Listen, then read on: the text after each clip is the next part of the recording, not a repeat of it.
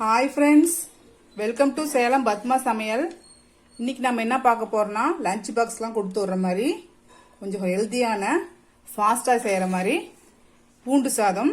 அது பார்த்தீங்கன்னா கொஞ்சம் டிஃப்ரெண்ட் டேஸ்ட்டாகவும் இருக்கும், குயிக்காகவும் பண்ணிடலாம், கொஞ்சம் ஹெல்த்தியும் கூட. வாங்க போய் பார்க்கலாம். அதுக்கு முன்னாடி நம்ம சேனல் இப்போ தான் புதுசாக பார்க்குறீங்கன்னா சப்ஸ்கிரைப் பண்ணிக்கோங்க, பக்கத்தில் பெல் பட்டனையும் கிளிக் பண்ணிக்கோங்க. இப்போ பாருங்க, நான் வந்து ஒரு பேன் வச்சுருக்கேன். இதில் வந்து நான் 2 டீஸ்பூன் அளவுக்கு எண்ணெய் ஊற்றுறேன்.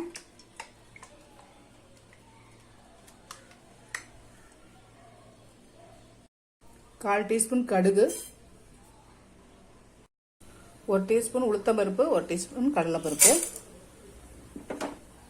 ஒரு 5-6 முந்திரி பருப்பு. இது ஆப்ஷனல், வேணும்னா போட்டுக்கலாம், வேணாலும் விட்டுடலாம். கிட்ஸு கொடுக்கும்போது ரொம்ப லைக் பண்ணி சாப்பிடுவாங்க.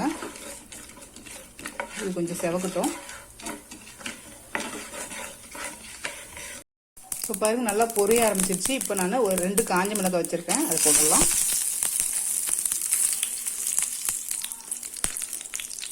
ஒரு கொத்து கருவேப்பிலை,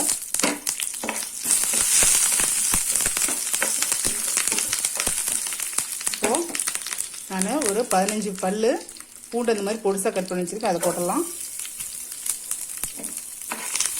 இப்போ பூண்டு நல்லா செவக்கட்டும்.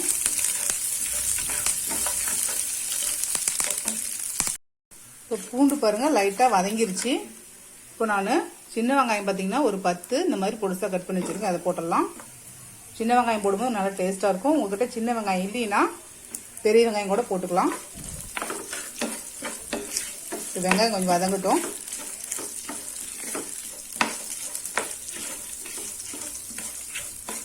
இப்போ நான் ஒரு பிஞ்ச் அளவுக்கு உப்பு போடுறேன். அப்போ வெங்காயத்துலேயும் உப்பு ஏறும், சீக்கிரமாக வதங்கிக்கும்.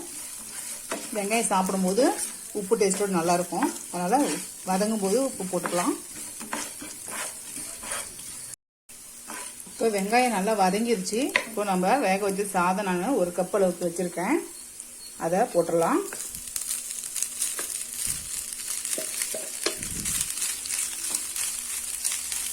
இதுக்கு தேவையான அளவுக்கு உப்பு போட்டுடலாம். இப்போ இதை நல்லா மிக்ஸ் பண்ணி விட்டுடலாம்.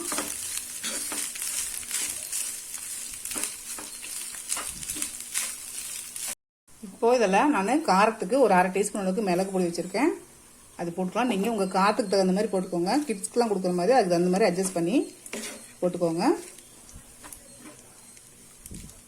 இது 1 நிமிஷம் வதக்கி விட்டுடலாம். இப்போ மல்லிகளை போட்டு மிக்ஸ் பண்ணால் நம்ம டேஸ்டான பூண்டு சாதம் ரெடிங்க. இந்த வீடியோ உங்களுக்கு பிடிச்சிருந்தாக்கா லைக் பண்ணுங்க, ஷேர் பண்ணுங்க, கமெண்ட் பண்ணுங்க.